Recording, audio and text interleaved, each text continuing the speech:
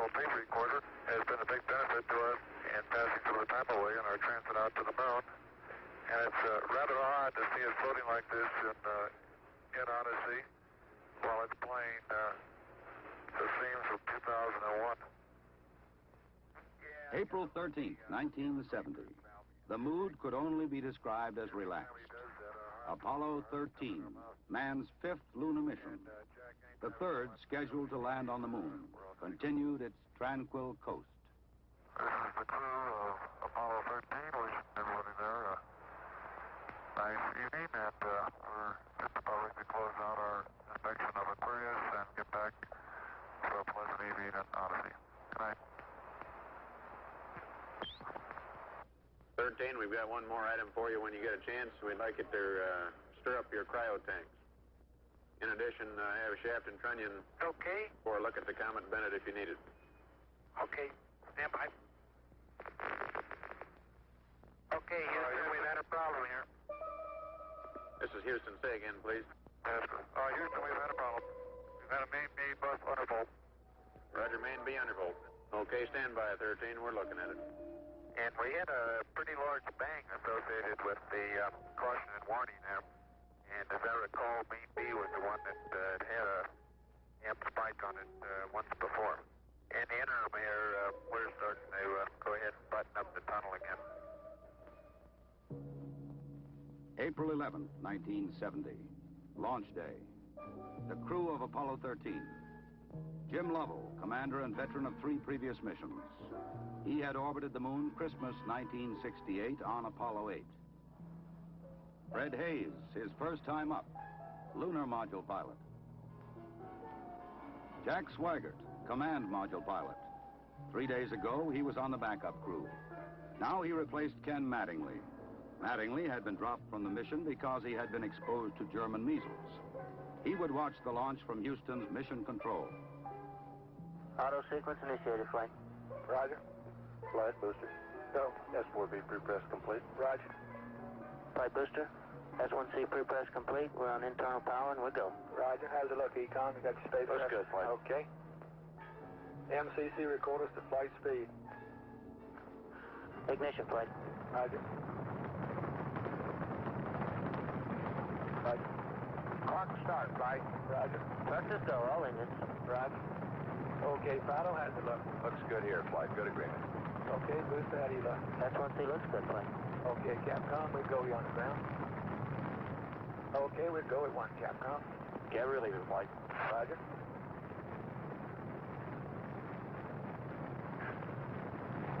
Booster, how do you look? We look good, flight. We go. Okay, Fido. We're go, flight. Looks good here. Guys, how's it look? Good, flight. Okay, Econ, GNC. Looks good, flight. Looks good, flight. Okay, Surgeon. Looks fine. Through Max Q and we go, flight. Roger, booster. And go for staging, Capcom. Confirming board out, flight. Roger. Staging, flight. Roger. Flight Fido, trajectory confirmed, staging. Roger. Flight booster, then board out was way early. Okay. Flight confirmed, number 5 engine down. Roger. Booster, you don't see any problem with that, though, do you? Negative, not right now, flight. All the other engines are go. The next step in the routine of lunar flight was to burn out of Earth orbit toward the moon, then pull free of the third stage and dock with the lunar module Aquarius. At the controls of the command module Odyssey, Jack Swigert. We're hard docked, Houston. Roger, understand hard dock. Good deal. They pulled Aquarius away from the Saturn third stage, the S4B. Okay, I can see the S4B now at the hatch window. Odyssey and Aquarius moved away from Earth toward the moon.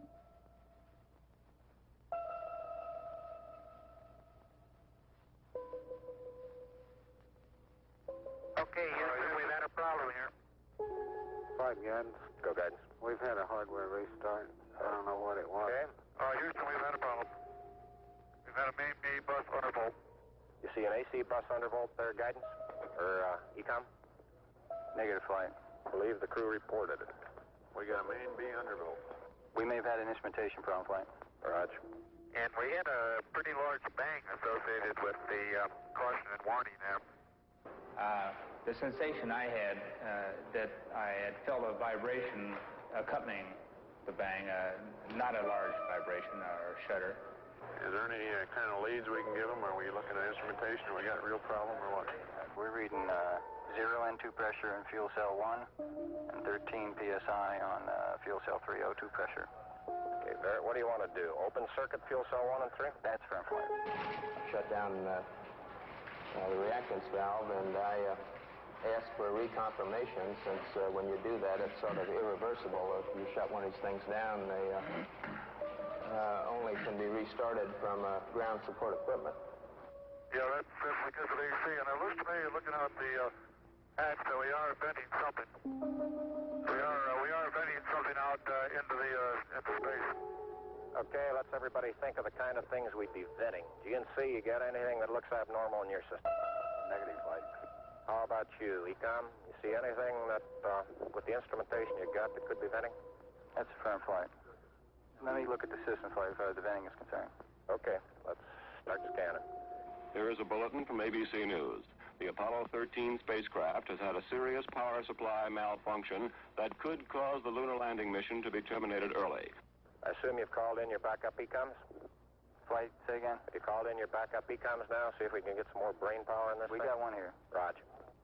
At the moment, the astronauts are continuing to try to isolate their trouble. The late report says the spacecraft now is operating on battery power alone. All unnecessary equipment is being turned off. Okay, now let's everybody keep cool. We got LEM still attached. The LEM spacecraft's good, so if we need to get back home, we got a LEM to do a good portion of it with.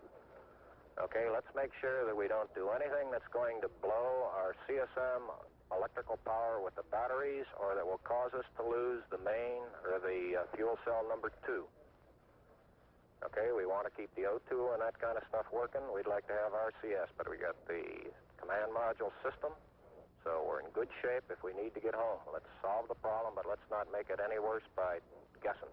My concern was increasing all the time. It went from, I wonder what this is going to do to the landing, to I wonder if we can get back home again. Okay, Ecom, I'm coming back to you. Flight. Go ahead. I think the best thing we can do right now is start a power down.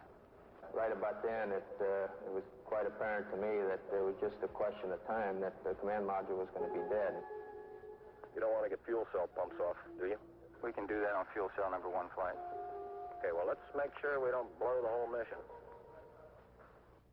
Well, the thing that concerns me is throwing equipment. We had a problem. We don't know the cause of the problem. Flight, I've got a feeling we've lost 2 fuel cells. I hate to put it that way, but I don't know why we've lost them. It doesn't all tag up. Network from Flight. Flight network. Bring me up another computer in the RTCC, will you? We got one machine on the RTCC, and we got dual CPs downstairs. Okay, I want another machine up in the RTCC, and I want a bunch of guys capable of running D-logs down there. Roger that. What all this means is only speculation at this point. First, though there has been some tumbling or rotation of the spacecraft, the astronauts do not appear to be in any immediate danger. I'll tell you what, GNC, can you get somebody in the back room to try to figure out what the equivalent delta V is we're getting, so that we can see if we can backtrack to see if we can figure out what's venting? Roger, we'll give it a try, Flight. Okay?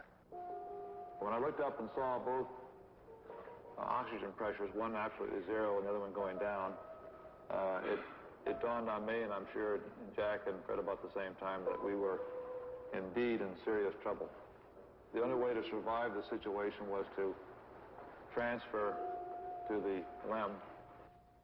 Flight Econ. Go ahead, Econ. The pressure in O2 tank 1 is all the way down to 297. We better think about getting in the LEM or using the LEM systems. I'd say this is a serious situation that we have ever had in manned spaceflight. We've always called the LEM a good lifeboat under those circumstances. If at any time in the mission, however, the LEM had separated and we had gotten ourselves into a rendezvous situation, or the command module being around the moon, then what you state is absolutely true. It would be a fatal situation. Tell me you from Flight. Go ahead, Flight. I want you to get some guys figuring out minimum power in the LEM to sustain life. The accident had occurred 200,000 miles from Earth. Lovell, Swigert, and Hayes rode in the lunar module attached to a lifeless command module. Apollo 13 had started as a mission of scientific exploration. It was now a matter of survival. Since the command module was dead, except for the oxygen and power hoarded for re-entry, the guidance platform of Aquarius, designed to land on and take off from the moon, would have to be used. The first milestone, and I consider this after the accident, I guess, more or less the survival now. The first milestone was to get alignment on the LEM platform. Alignments are important, you know, because without knowing exactly which way the attitude of the spacecraft is in space, there's no way to tell how to burn or how to use the engines of that spacecraft to get the proper trajectory to come home. The position we are now on the Earth-Moon plane, we have to go around the moon to get back if we're going to use the DIPS engine. You would have had enough capability with the SPS engine, but of course we don't dare use that now. So we have to go to the backside of the moon and come back. To get into the correct orbit around the moon, the crew had burned out of a trajectory that would automatically bring them back to Earth. They would have to get back onto a safe course toward Earth. He needs to put his throttle to min also, Flight. Throttle to min? Yes, he's at 29% now, roughly. This maneuver, again, was completed on time, and because it was a manual burn, we had a three-man operation. Jack would take care of the time. He'd tell us when to light off the engine, when to stop it. Fred handled the pitch maneuver, I handled the roll maneuver, and I pushed the buttons to start and stop the engines. Aquarius, and you go for the burn.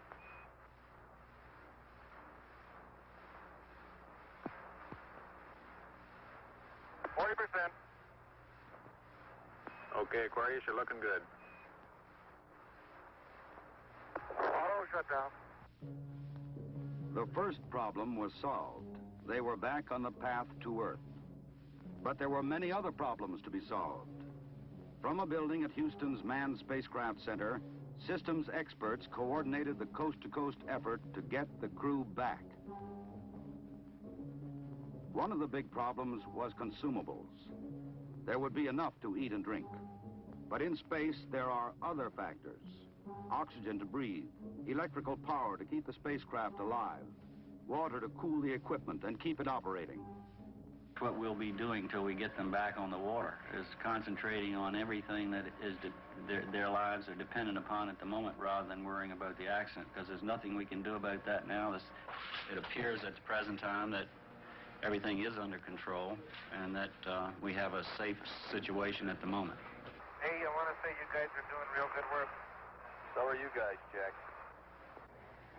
We are about 70 hours from home, and we think we have the situation in control. We've projected the consumables as I've described, and we have a plan for carrying out the rest of the mission, but there's going to be no relaxation at all as far as that goes from now until splash. There was a key decision to be made before Apollo 13 went behind the moon. Where to bring them down. Their present course would take them to the Indian Ocean, where recovery would be difficult. A burn to bring them home quicker would take them to the Pacific Ocean near the recovery forces. Bringing them home even faster would place them in the South Atlantic, again away from recovery forces. It was decided to take them to the Pacific. We've run these simulators both here and at the Cape and at the contractors that continuously ever since last night. We've tried to simulate virtually everything that we've had the crew to do that is non-normal that they've done, and we've proven most everything that we've been able to run on the simulator prior to passing it up to them. There may be some details we haven't done, but at least we've checked the feasibility of everything we've done, and we'll continue to do that. They passed 137 miles from the moon. For Lovell, it was the second time that he had seen the moon so near. But there was no time for contemplation. There was another critical burn coming. Okay, let's get the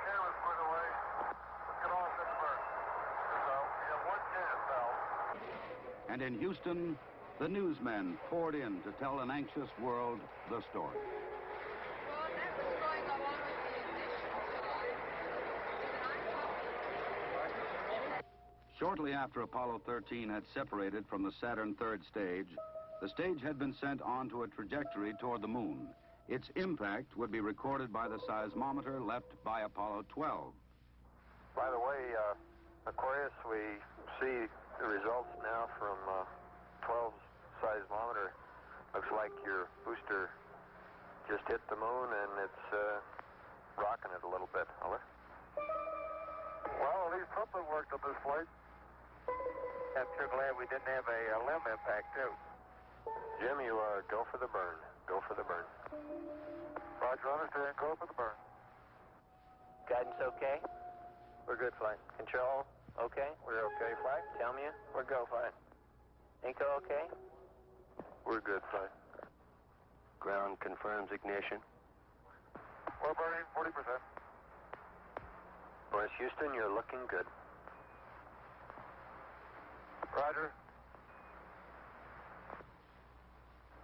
Shut down. Roger, shut down. I say that was a good burn. Roger, now we want to power down as soon as possible. Understand. To conserve the electric power and cooling water, the crew shut down all but the vital, life-sustaining systems of the LEM. I think the LEM spacecraft's in excellent shape, and I think it's fully capable of getting the crew back. I think, as we have found before, every time we've put the LEM spacecraft to a test, it's always done much more than it was guaranteed to do, and I think this is a good case in point. Conserve the consumables, cooling water, electric power. The LEM water gun was leaking, and we shut that off. I guess it leaked about a quart of water, I would estimate.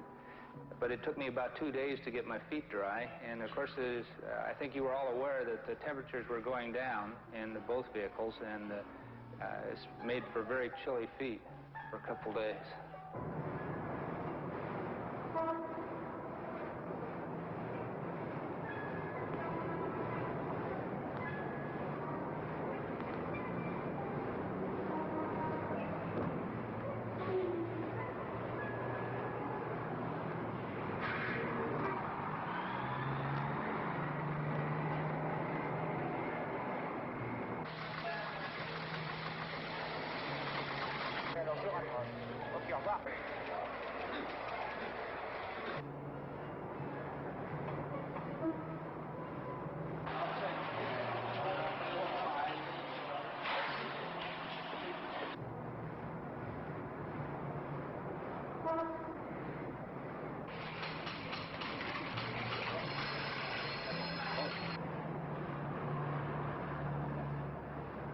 Lord, your astronauts will come back safe.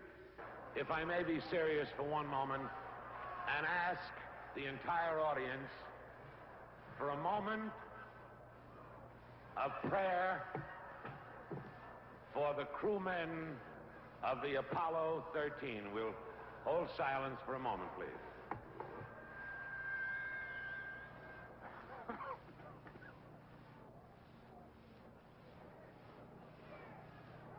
RCS-A stands at 62% and B at 62%. I feel he's gone a hell of a long time without any sleep. We have to start thinking about getting Neil back to sleep again because I didn't get any sleep last night at all. Command module just slowly kept going down in temperature until I think just prior to reentry, it was down to about 38 degrees. And along with that, there was a sort of a chilling coldness. The walls were perspiring, the windows were completely wet, and it wasn't too healthy. I recall that we went in there to get some hot dogs one day, and it was like reaching into the freezer for the food.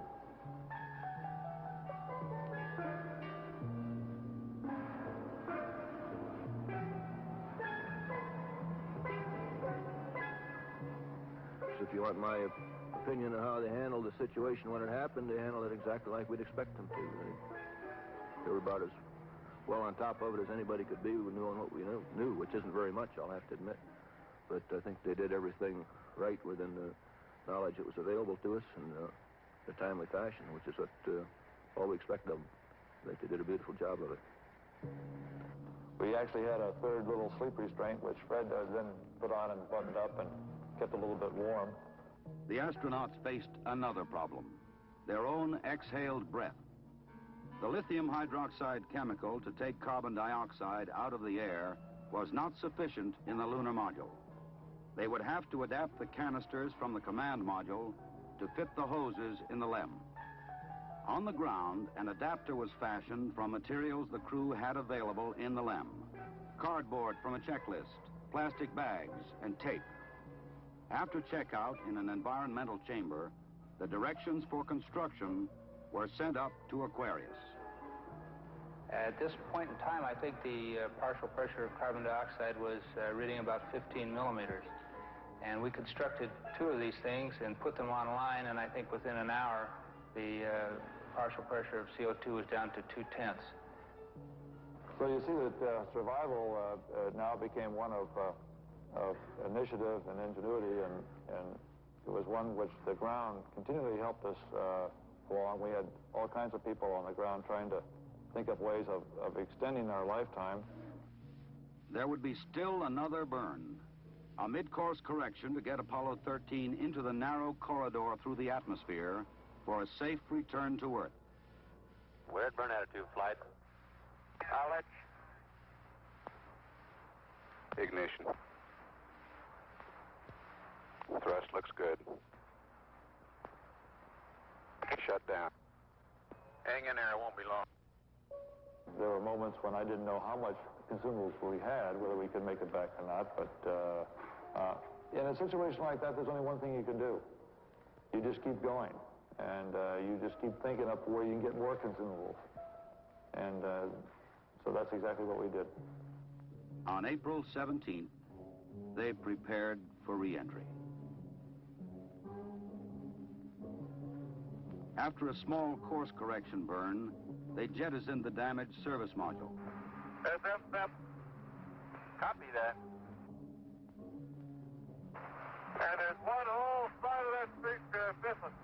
Is that right? And the whole panel is blown out, almost from the base to the engine. Really a mess. Man, that's unbelievable.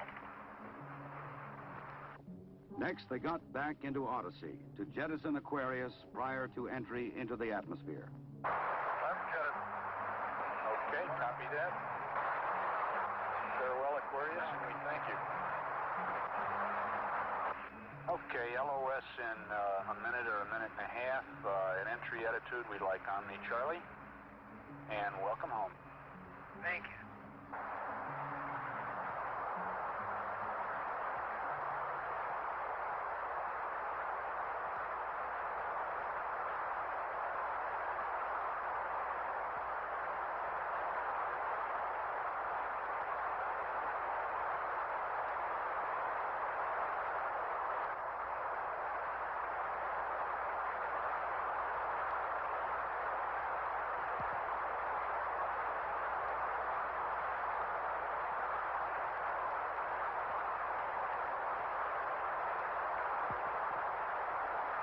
Odyssey Houston standing by, over. Okay, so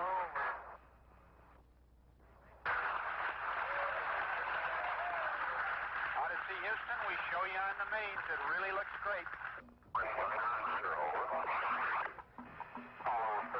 Apollo 13, this is recovery, over. They're going through 5,000. Under Apollo 13, this is recovery, and your chutes look good. Apollo 13, this is recovery. We observed your RCS burn, over. The recovery, Apollo 13 is descending. Apollo 6, this is recovery, over. Apollo 1 flashing at this time. The first chutes are displaced in the water. 0 degrees, magnetic 3.5 miles. Zero, Lima. Zero, roger. This is 401, the command module is stable 1 at this time. They're riding comfortably. The vertical axis are approximately 15 degrees. Trim 1,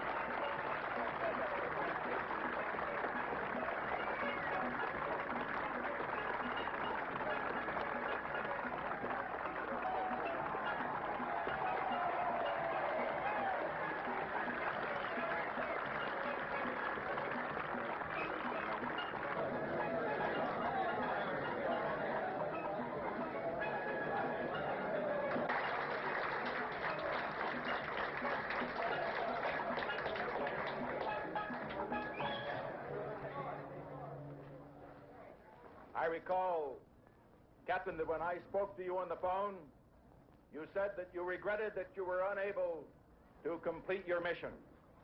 I hereby declare that this was a successful mission. From the start, the exploration of space has been hazardous adventure.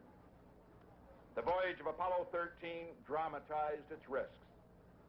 The men of Apollo 13, by their poise and skill under the most intense kind of pressure, epitomized the character that accepts danger and surmounts it. Theirs is the spirit that built America. Your mission served your country. It served to remind us all of our proud heritage of a nation, to remind us that in this age of technicians and scientific marvels, that the individual still counts, that in a crisis, the character of a man or of men will make the difference. GNC. Go. Surgeon. Go. Procedures. Go. AFD. Go. Network. Go. Computer soup. Go. Raj, network, give me an Amber. RTC, you on AFD conference. RTC's on AFD conference. Okay, all flight controllers, let's play it cool.